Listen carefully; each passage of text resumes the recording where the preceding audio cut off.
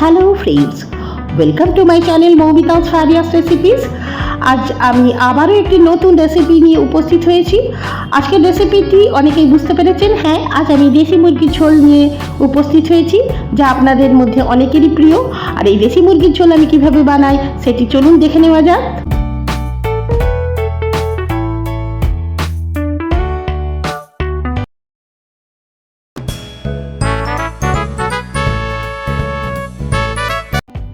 দেশি মুরগি আলু দিয়ে পাতা ঝোল তৈরি করার জন্য প্রথমেই 1.5 কিলো সাইজের দেশি মুরগি নিয়েছি। এছাড়া মশলার মধ্যে আমি যেগুলো নিয়েছি দেশি মুরগি রান্না করার জন্য, সেই মশলাগুলি হলো যথারীতি আদা বাটা, রসুন বাটা, এছাড়া ফ্যাটানো টক দই নিয়েছি, আর বাড়িতেই আমি লঙ্কা বেটে নিয়েছি। আপনারা চাইলে রেড চিলি পাউডার ইউজ করতে পারেন। এছাড়া বাড়িতেই আমি টমেটো পিউরি তৈরি করে নিয়েছি। প্রথমেই আমি 1.5 কিলো ওজনের দেশি মুরগিটাকে পরিষ্কার পরিচ্ছন্ন করে নিয়ে ম্যারিনেশন করে নিয়েছি। প্রথমেই আমি এর মধ্যে টক দইটা ভালো করে ফেটিয়ে নিয়েছি। এবার এর মধ্যে একে একে যথাক্রমে টমেটো পিউরিটা দিয়ে দিচ্ছি। আমি কিন্তু যেহেতু এখন গরম বেশ অনেকটাই আছে, তাই খুব হালকার ওপরে রান্নাটি করেছি। তারপরেই আমি লঙ্কা বাটাটি দিয়ে দিচ্ছি। এটি আমি শিলনোড়ায় বেটে করেছি, আপনারা চাইলে মিক্সিং জারে করে নিতে পারেন। এবার আমি পরিমাণ মতো লবণ দিয়ে দিচ্ছি, আর সঙ্গে দিচ্ছি 2 টেবিল স্পুন সর্ষের তেল। এখন সমগ্র মশলাটির সাথে ভালো করে আমি মুরগিটি বা চিকেনটি মাখিয়ে নিচ্ছি এবং 1.5 ঘন্টার জন্য ফ্রিজারে আমি এটি ঢেকে রেখে দেব। চিকেনটি 1.5 ঘন্টার জন্য ম্যারিনেশনের জন্য ঢেকে রেখে দিলাম। এছাড়া রান্নাটি শুরু করার সময় কয়েকটি ফোড়ন দেব। সেই ফোড়নের মশলাগুলি হচ্ছে এলাচ, দারচিনি, লবঙ্গ, 2টি শুকনো লঙ্কা, 1/2 চা চামচ গোটা গোলমরিচ আর 2টি তেজপাতা। প্রথমে আমি রান্নাটি ঘি ও তেলের সংমিশ্রণে তৈরি করব। কড়াইতে 1 টেবিল স্পুন ঘি আর 1 টেবিল স্পুন সাদা তেল।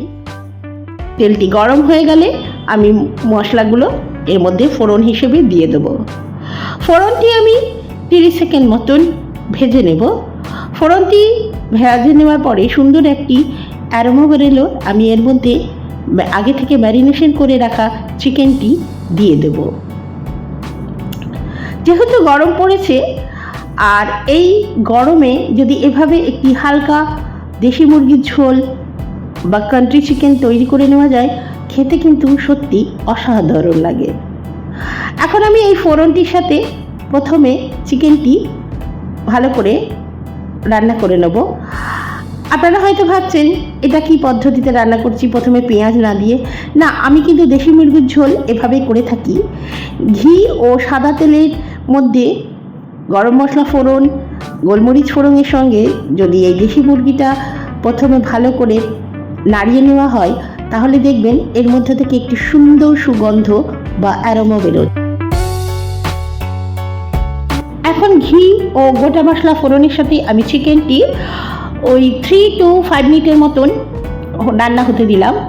অন্য একটি পাত্রে 2.5 টেবিল স্পুন মতন সর্ষের তেল গরম করে 1/2 টেবিল স্পুন চিনি দিলাম। চিনিটি কিন্তু এখানে আমি রঙের জন্য দিয়েছি, আপনারা পছন্দ না হলে স্কিপ করে যাবেন। আর 3টি বড় মাপের পেঁয়াজকে জুলিয়ান শেপ করে কেটে নিয়ে এর মধ্যে দিয়ে দিলাম এবং সোনালি বা বাদামি রং না আসা পর্যন্ত আমি পেঁয়াজটি ভালো করে ভেজে নেব। রান্নাটির সঙ্গে কয়েকটি ট্রিক্স ও টিপস দেব, সেটি দেখার জন্য সমগ্র ভিডিওটি পাশে থাকতে হবে। পেঁয়াজটি বাদামি রং হয়ে এলে আমি একে একে যথাক্রমে মশলাগুলি এর মধ্যে দিয়ে দেব। প্রথমেই আমি এর মধ্যে যে রসুনটা আগে থেকে বেটে নিয়েছিলাম, সেই রসুনটা 2 টেবিল স্পুন মতন রসুন বাটা এর মধ্যে দিয়ে দিচ্ছি। ভালো করে রসুন বাটা দেওয়ার পরে আমি এর মধ্যে আদা বাটাটি মিশিয়ে দেব। আদা বাটাটিও আমি ওই 2 টেবিল স্পুন মতন মেশাবো।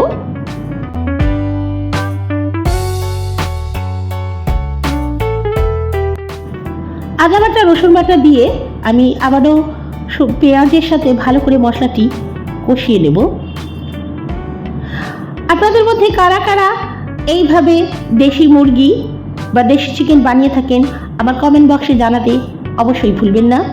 আমি এভাবেই চিকেনটা বানাই, তাতে চিকেনের স্বাদ কিন্তু অনেকাংশে বৃদ্ধি করে। যেহেতু ঘি আর সাদা তেলের সংমিশ্রণে আমি গোটা গরম মশলার সাথে চিকেনটি করি, তাই খেতে কিন্তু অসাধারণ লাগে। আচ্ছা, কথা বলতে বলতে আমি এর মধ্যে কিন্তু লঙ্কা বাটাটা মিশিয়ে দিলাম এবং লঙ্কা, আদা, রসুন, পেঁয়াজ আবারও ভালো করে কষিয়ে নিচ্ছি। মশলাগুলি কষিয়ে নেওয়ার পরে আমি এর মধ্যে 1/2 টেবিল স্পুন মতো হলুদ গুঁড়ো দিয়ে দিচ্ছি। আপনারা আপনাদের স্বাদ অনুযায়ী অবশ্যই হলুদ এবং লবণ মেশাবেন। ভালো করে মশলা মেশানোর পরে আমি একটি মাঝারি মাপের টমেটোকে কয়েক টুকরো করে কেটে এখন এর সঙ্গে মিশিয়ে নিলাম। আমি কিন্তু খুব বেশি পরিমাণে মশলা দিইনি, যেহেতু গরম পড়েছে তাই আমি কিন্তু খুব হালকা মশলা দিয়েই রান্নাটি করছি। এখন এর মধ্যে আমি একটা টিপস দেবো, সেটা হলো এই মশলা কষার সময় আমি সর্ষের তেল মেশালাম, ধনিয়া গুঁড়ো দিলাম 1 টিস্পুন মতন, আর দিলাম পরিমাণ মতন লবণ যেহেতু আগে থেকেই দিয়েছিলাম, এখন বুঝে লবণ দেবো। এবার আমি এর মধ্যে সামান্য উষ্ণ গরম জলের ছিটা দিলাম, মশলাগুলো যাতে সুন্দর করে কষানো হয় তার জন্য। ভিউয়ার্স, এটি একটা কিন্তু দারুণ ট্রিক্স। আপনারা যদি মশলা কষানোর সময় 1 টিস্পুন মতো সর্ষের তেল দিয়ে দেন, তাহলে কিন্তু রান্নার মধ্যে যেমন একটি সুন্দর গ্লেজি ভাব আসে, মশলাটার মধ্যেও কিন্তু দুর্দান্ত একটি স্বাদের সৃষ্টি করে। এই মুহূর্তে আমি গ্যাসের ফ্লেমটি মিডিয়াম টু লো হিটের মধ্যে রেখেই রান্নাটি করে নিচ্ছি। আর এখন আমি লিডটি লাগিয়ে দেবো কড়াইয়ের, আর ঠিক 4 মিনিটের মতন মশলাটি কষতে দিয়েছিলাম। 4 মিনিট পরে ফিরে এলাম। আমার দেখুন সুন্দরভাবে মশলার মধ্যে থেকে অয়েল রিলিজ হতে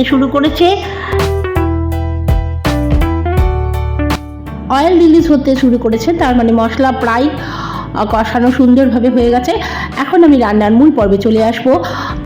আগে থেকে গোটা মশলা ও ঘিয়ের মধ্যে যে চিকেনটা কষিয়ে রেখেছিলাম সেইটি এই মুহূর্তে মশলার সঙ্গে অ্যাড করে দিচ্ছি এবং সুন্দরভাবে সমগ্র মশলার সাথে চিকেনটা ভালো করে কষিয়ে নেব স্প্যাচুলার মাধ্যমে। ভালো করে মশলার সাথে চিকেনটা সাথে করে নিচ্ছি বা ভালো করে রান্না করে নিচ্ছি। সুন্দর করে মশলার সাথে চিকেনটা কষিয়ে নিতে হবে স্প্যাচুলার মাধ্যমে। এখন আমি দ্বিতীয় টিপসটা দিব। দ্বিতীয় টিপসটা হলো, আপনারা খেয়াল করবেন যে দেশি মুরগির কুকিং টাইমিং কিন্তু ব্রয়লার মুরগির থেকে কুকিং টাইমের থেকে অনেকটাই বেশি, ঠিক মাটনের কুকিং টাইমের মতন। তাই আমি কড়াইয়ের লিডটি লাগিয়ে 10 মিনিটের মধ্যে বয়েল হতে দিয়েছিলাম। 10 মিনিট পরে ফিরে আসছি। কিছুটা হলেও আমার চিকেনটা বয়েল হয়েছে। এখন এই মুহূর্তে আমি এর মধ্যে আলুটা মিশিয়ে দিচ্ছি। আলুর সাথে চিকেনটাকে ভালো করে কষিয়ে নিচ্ছি। আর ভিউয়ার্স, খেয়াল করেছেন নিশ্চয়ই, আমি কিন্তু এ পর্যায় পর্যন্ত কোনো রকম জল চিকেনের মধ্যে দিইনি। যে মশলা, দই আর টমেটোর মধ্যে থেকে যে জলটা রিলিজ হয়েছে তার মধ্যে কিন্তু চিকেনটা বয়েল হচ্ছে। এখন আলুটাকেও ভালো করে কষিয়ে নিয়ে আমি 10 মিনিটের মতন লো টু মিডিয়াম হিটের মতন কড়াইয়ের লিডটা লাগিয়ে বয়েল করতে দেবো। 10 মিনিটস পর আবারও ফিরে আসছি। 10 মিনিটস পরে ফিরে এলাম। আমার মশলার সঙ্গে সুন্দরভাবে আলু, চিকেন কষানো হয়ে গেছে এবং যে কাঁচা মশলার অ্যারোমা বা গন্ধটা ছিল সেটাও অনেকাংশে চলে গেছে। এখন এই পর্যায়ে আমি জল মিশিয়ে দেব। 1 কাপ মতো উষ্ণ গরম জল এই পর্যায়ে মিশিয়ে দিয়ে সুন্দর করে আলু আর চিকেনটাকে আমি স্প্যাচুলার মাধ্যমে জলের সাথে মিশিয়ে নিয়ে আমি কড়াইয়ের লিডটা লাগিয়ে দিয়ে 20 মিনিটের মতো আমি বয়েল হতে দেবো বা রান্নাটা হতে দেব। আর যেহেতু ব্রয়লার মুরগির থেকে দেশি মুরগি রান্নার বা কুকিং টাইম বেশি, তাই একটু বেশি সময় চিকেনটি হতে টাইম লাগে। যাই হোক, আমি কড়াইয়ের লিডটি লাগিয়ে ঠিক 20 মিনিটের জন্য মিডিয়াম টু হাই হিটের মধ্যে রান্নাটি হতে দেবো। 20 মিনিট পরে ফিরে আসছি। 20 মিনিট পরে ফিরে এলাম। দেখুন আমার রান্নার মধ্যে কি সুন্দর একটি কালার এসেছে, দুর্ধর্ষ কিন্তু একটু লাল লাল রং এসেছে। বলুন, দেখে নেওয়া যাক আমার রান্নাটা হয়েছে কি না।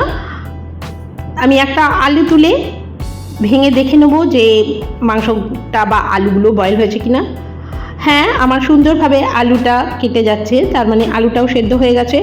দেখুন একটু চিকেনটাও তুলে দেখি, হ্যাঁ চিকেনগুলো সুন্দরভাবে রান্না হয়ে গেছে। দেখুন তো কি সুন্দর একটা কিন্তু দেশি মুরগির রং এসেছে বলুন। এইভাবে আলু দিয়ে পাতলা করে দেশি মুরগির ঝোল একবার বাড়িতে ট্রাই করে দেখবেন, খেতে কিন্তু সত্যি অসাধারণ লাগে। তাহলে ভিউয়ার্স দেখলেন তো কত অল্প সময়ে অল্প মশলা দিয়ে সুন্দর করে দেশি মুরগি আর আলুর পাতলা ঝোল বাড়িতেই তৈরি করে নেওয়া যায়। আপনারাও এভাবে একবার বাড়িতে অতি অবশ্যই ট্রাই করে দেখবেন। এতক্ষণ পর্যন্ত আমার ভিডিওটির পাশে থাকার জন্য আপনাদের অশেষ অশেষ ধন্যবাদ।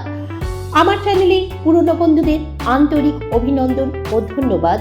আর আমার চ্যানেলটিকে ফার্স্ট টাইম যারা ভিজিট করছেন, আমার ভিডিওগুলি ভালো লেগে থাকলে অতি অবশ্যই চ্যানেলটিকে সাবস্ক্রাইব করে পাশে থাকা বেল আইকনটি অন করে দেবেন। তাহলে আমার চ্যানেলে যখনই নতুন ভিডিও আপলোড হবে আপনাদের কাছে সঙ্গে সঙ্গে নোটিফিকেশান পৌঁছে যাবে।